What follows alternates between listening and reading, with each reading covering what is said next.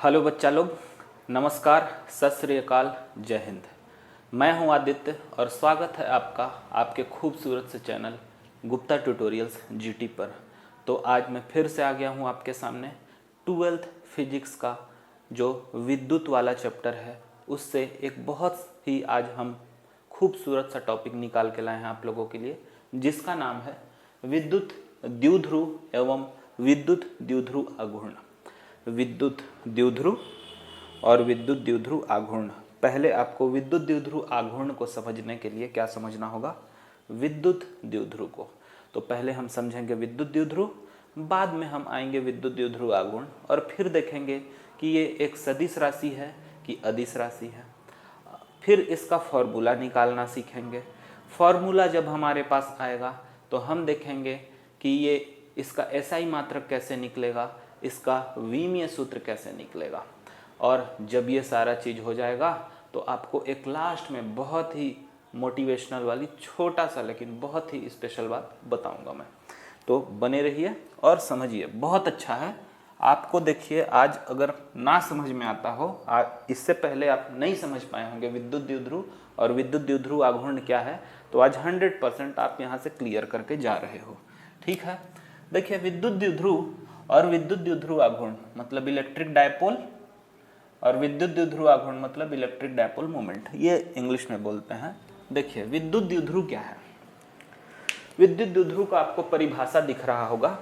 यदि दो बराबर और विजातीय आवेश एक दूसरे से बहुत अल्प दूरी पर स्थित हो। आपको जो ये स्टेटमेंट दिख रहा है इसी में तो सारा खेल है समझने का। देखिए दो बराबर लेकिन कैसा आवेश होना चाहिए? वो विजातीय आवेश होना चाहिए। बराबर तो हो लेकिन कैसा हो? विजातीय आवेश। अब बराबर का मतलब है कि अगर एक आवेश स्मॉल क्यू है तो दूसरा आवेश भी क्या होगा बच्चों? Small Q. तो हुआ ना दो बराबर आवेश। फिर क्या है? वे विजातीय होने चाहिए। विजातीय का मतलब ये है कि अगर एक प्लस है तो दूसरा क्या होना चाहिए? माइनस। अगर मैं दोनों प्लस प्लस कर दूंगा या दोनों माइनस माइनस कर दूंगा तो वो कैसे आवेश हो जाएंगे? सजातीय आवेश। लेकिन ये विद्युत द्विध्रुव में कैसा आवेश लेना है आपको? विजातीय आवेश लेना है। ये एक दूसरे से बहुत अल्प दूरी पर स्थित है। ये अल्प दूरी, और ये अल्प दूरी को मैं मान लेता हूं, मान लो ये दोनों आवेश है। दोनों आवेश के बीच का जो अल्प दूरी होगा वो मैं लेके चलता हूं क्या ले लें? एल ले लें कि आर ले लें? देखिए कोई कोई बुक एल लेके चलता है, कोई ए लेके चलता है, कोई आर लेके चलता है, तो हम एल लेके चलेंगे। और जहां जहां विद्युत द्विध्रुव आएगा या विद्युत द्विध्रुव आघूर्ण होगा तो मैं दोनों के बीच की दूरी के लिए आर और ए नहीं यूज करूंगा, एल ही यूज करूंगा। आप चाहें तो आर भी यूज कर सकते हैं और ए भी यूज कर सकते हैं। तो मैं एल लेके चलता हूं। तो याद रखें अल्प दूरी क्या हो गई? 2L। देखिए कंफ्यूज क्या होते हैं बच्चे, कंफ्यूजन को क्लियर करिए आप। जब कूलाम का नियम पढ़ते हैं आप तो वहां पे एक आवेश होता है Q1 और एक आवेश होता है Q2, और जब आप दोनों के बीच की दूरी लेते हो बच्चों तो वहां पे R लेते हो या L लेते हो या जो भी लेना हो, R लेते हैं बस।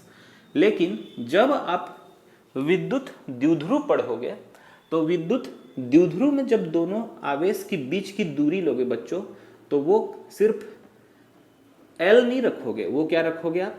2L। ये चीज आप दोनों डिफरेंस करके रखिएगा। ये कूलाम के नियम में होता है और ये अभी आप जो पढ़ रहे हो विद्युत द्विध्रुव में होता है।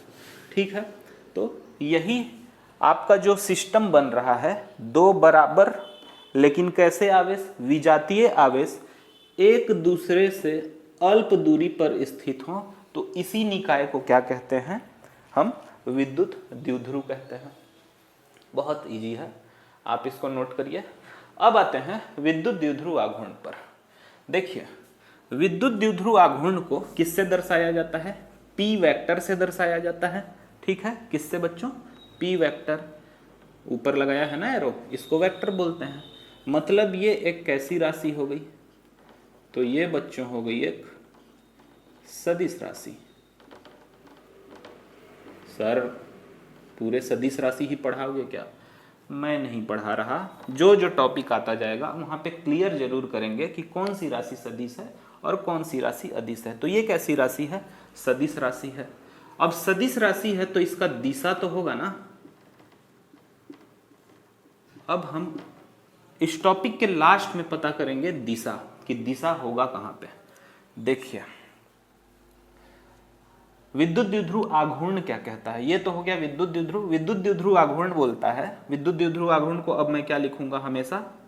पी वेक्टर, है ना। बार बार मैं विद्युत द्विध्रुव आघूर्ण नहीं लिखूंगा, उसके लिए पी वेक्टर यूज करूंगा। तो विद्युत द्विध्रुव आघूर्ण कहता है कोई भी एक आवेश का परिमाण, कोई भी एक आवेश का परिमाण। बहुत सारे बुक में आपको ये परिमाण वर्ड नहीं मिलेगा, सिर्फ कोई भी एक आवेश, परिमाण लिखा नहीं मिलता है। देखिए इसका मतलब बहुत बड़ा है, अगर ये आप नहीं लोगे तो ये पूरा कॉन्सेप्ट गलत होगा। क्यों लिया जाता है? कोई भी एक आवेश का परिमाण और गुणा दोनों आवेशों के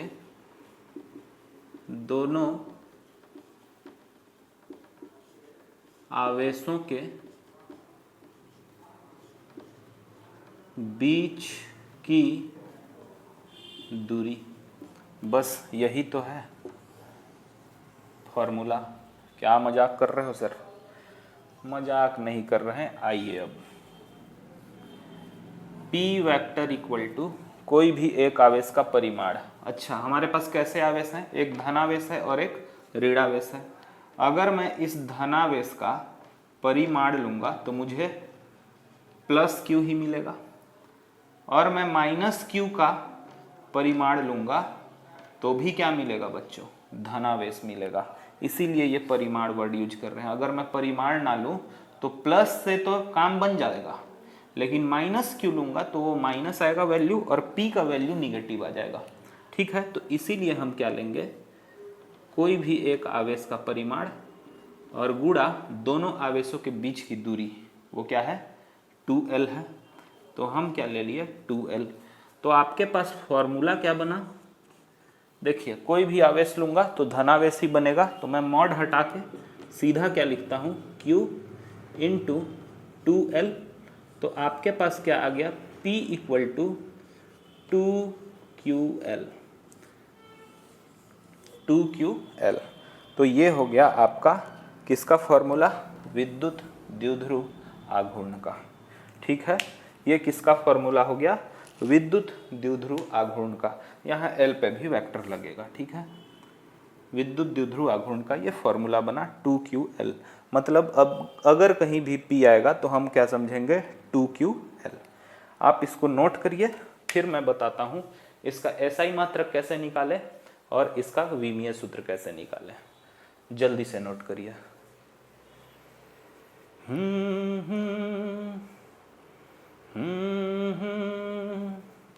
सोचेंगे तुम्हें प्यार करे कि नहीं। टिडिडिंग टिडिडिंग टिडिडिंग। नोट हो गया बच्चों? चलो देखो आगे हम बात कर रहे हैं कि इसका SI मात्रक कैसे निकले और इसका विमीय सूत्र कैसे निकले। तो देखिए पहले फॉर्मूला मैंने बोला ना कि SI मात्रक निकालना हो या विमीय सूत्र निकालना हो, आपको दोनों ही निकालने के लिए उसका बेसिक फॉर्मूला पता होना चाहिए। तो बेसिक फॉर्मूला क्या है? P equal to 2QL। पहले बात करते हैं हम SI मात्रक के बारे में। किसके बारे में? SI मात्रक के बारे में। तो इसी फॉर्मूले को फिर से लिखता हूं, P इक्वल टू 2QL। अब ये बताओ 2 का कोई SI मात्रक होता है क्या? नहीं, तो 2 के लिए कोई नहीं होगा। अब क्या बच रहा है? Q। आपने बार बार पढ़ा है, अब ये एकदम रट लीजिए। नहीं पढ़े हो तो आप पिछले वीडियो में जाओ और देखो उसको। जो Q होता है इसका SI मात्रक क्या होता है? कूलाम। क्या होता है? कूलाम। तो इसके लिए मैं क्या यूज करूंगा, C कूलाम। C किसको स्टैंड करता है, कूलाम को। L क्या है बच्चों, देखिए L दूरी है, दोनों आवेशों के बीच की दूरी, और दूरी का SI मात्रक क्या होता है, इधर लिखते हैं। दूरी का SI मात्रक होता है मीटर, और इसको किससे दर्शाया जाता है, स्मॉल m से। तो क्या आ जाएगा, मीटर। तो यही तो निकला SI मात्रक, कूलाम मीटर। तो इसको लिखते हैं कूलाम मीटर।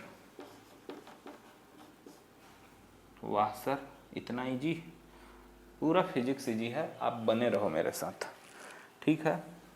तो विद्युत द्विध्रुव आघूर्ण का SI मात्रक हुआ कूलाम मीटर। अब बात करते हैं इसके दूसरे नंबर की बात, जो कि क्या है, विमीय सूत्र। विमीय सूत्र कैसे निकलेगा, फिर से हमको क्या चाहिए, फॉर्मूला चाहिए, P = 2QL। बार बार बोल रहा हूं मैं कि विमीय सूत्र निकालो या SI मात्रक निकालो, आपको क्या चाहिए, बेसिक फॉर्मूला उसका, ठीक है। तो देखिए फिर से 2, इसका कोई विमीय सूत्र नहीं होता। Q, पिछले टॉपिक पे जाओ, विद्युत क्षेत्र एवं विद्युत क्षेत्र की तीव्रता, वहां मैंने बताया है कि Q का SI मात्रक कैसे निकाला जाता है, सॉरी Q का विमीय सूत्र कैसे निकाला जाता है। Q का विमीय सूत्र होता है बच्चों AT। अब ये कैसे आया है, आप पिछले वाले टॉपिक पे जाओ, विद्युत क्षेत्र की तीव्रता वाले टॉपिक पे, और उस वीडियो को देखो, ठीक है। Q, तो Q हो गया आपका क्या, AT, और L क्या है, दूरी है। दूरी के लिए जो विमीय सूत्र यूज होता है MLT में, अगर देखोगे विमीय सूत्र का फंक्शन क्या होता है, MLT। M किसके लिए यूज होता है, द्रव्यमान, मास के लिए। L किसके लिए यूज होता है, लेंथ, दूरी के लिए। और T किसके लिए यूज होता है, टाइम के लिए। मैं लिख देता हूँ, T टाइम मतलब समय के लिए यूज होता है। L किसके लिए यूज होता है, लंबाई मतलब लेंथ के लिए। और M किसके लिए यूज होता है, मास मतलब द्रव्यमान के लिए, ठीक है। तो L क्या है, देखिए L है लंबाई मतलब दूरी। L क्या है यहाँ पे, दूरी। तो दूरी के लिए क्या यूज करेंगे हम, L। तो इस तरीके से इसका विमीय सूत्र क्या आएगा, पहले देखिए क्या आता है, L T और बाद में A आता है। तो क्या लिखेंगे इसको, L T A, मतलब L T A। यही है किसका, P का, मतलब विद्युत द्विध्रुव आघूर्ण का विमीय सूत्र। आप इसको ऐसे भी लिख सकते हो या करके, यहाँ M नहीं है एक भी, तो क्या लिखोगे, M0 और LTA। दोनों में कोई डिफरेंस नहीं है बच्चों, ये सेम है। तो यही है इसका विमीय सूत्र। अब आते हैं दिशा, मतलब विद्युत द्विध्रुव आघूर्ण का दिशा कहाँ होगा। तो याद रखिए, विद्युत द्विध्रुव आघूर्ण का दिशा हमेशा कहाँ से कहाँ होता है, यहाँ पे लिखता हूं मैं, विद्युत द्विध्रुव आघूर्ण का दिशा किसका, P वेक्टर, मतलब विद्युत द्विध्रुव आघूर्ण का, इसका दिशा होता है निगेटिव से पॉजिटिव, मतलब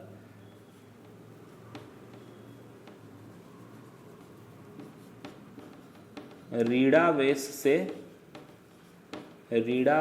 से धनावेश की ओर, धनावेश की ओर, है ना। तो ये दिशा के बारे में बात हो गई, ठीक है। तो विद्युत द्विध्रुव और विद्युत द्विध्रुव आघूर्ण में बस इतना ही है। बाकी हम मिलेंगे तो नेक्स्ट क्लासेस में बात करेंगे। आगे हम पढ़ने जा रहे हैं विद्युत बल रेखाएं एवं विद्युत बल रेखाओं के क्या क्या गुण हैं, वहाँ से बहुत अच्छे अच्छे कॉन्सेप्ट को सीखेंगे। और उसके बाद जाएंगे हम विद्युत क्षेत्र की तीव्रता निकालना सीखेंगे। अक्षीय स्थिति में और निरक्षीय स्थिति में, जो कि एग्जाम के लिए बच्चों अमृत के जैसे है, बहुत इम्पोर्टेंट है। ठीक है, तो आप पढ़ाई करते रहिए, पढ़ाई करना ना भूलें, एक एक दिन पढ़ें, भले आप थोड़ा सा पढ़ें। याद रखिए कि आपके पेरेंट्स आपसे बहुत उम्मीद करके बैठे हैं, और इसको प्रेशर के तरीके से ना लीजिए बच्चों। प्रेशर नहीं लेना है, आपको पढ़ना है बस। प्रेशर लेके बिल्कुल ना पढ़ें। प्रेशर लेंगे तो दिमाग ऐसे भी फट जाएगा, नहीं पढ़ेंगे तो नुकसान तो ऐसे ही होना है। मुझे लगता है दुनिया का सबसे इजी काम क्या है? पढ़ाई करना। अगर आप पढ़ाई करोगे तो सब कुछ पा सकते हो। और पढ़ने के लिए मुझे लगता है आपको बस एक कुर्सी, टेबल और कॉपी, किताब और पेन की ज़रूरत होती है। पंखा चालू करिए, मस्त हवा में उड़ते रहिए और पढ़ते रहिए। पढ़ाई करना बच्चों वाकई में सबसे इजी काम है, क्योंकि अगर आप पढ़ाई नहीं करेंगे तो आप भविष्य में कुछ बिजनेस भी करना है तो आपको पढ़ना बहुत ज़रूरी है बच्चों। तो इसीलिए मैं बोल रहा हूँ कि आपको कुछ भी बनना हो भविष्य में, पढ़ाई करना बहुत ज़रूरी है।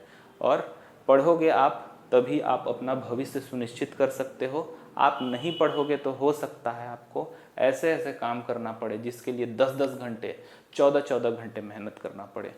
तो क्यों 14 घंटे एक्स्ट्रा एफर्ट लगाओगे? आप मेहनत करके हर चीज़ वो हासिल कर सकते हो। तो इस चीज़ को ध्यान रखें। तब तक मिलेंगे हम एक नए टॉपिक के साथ नेक्स्ट वीडियो में। तब तक के लिए जय हिंद, जय भारत।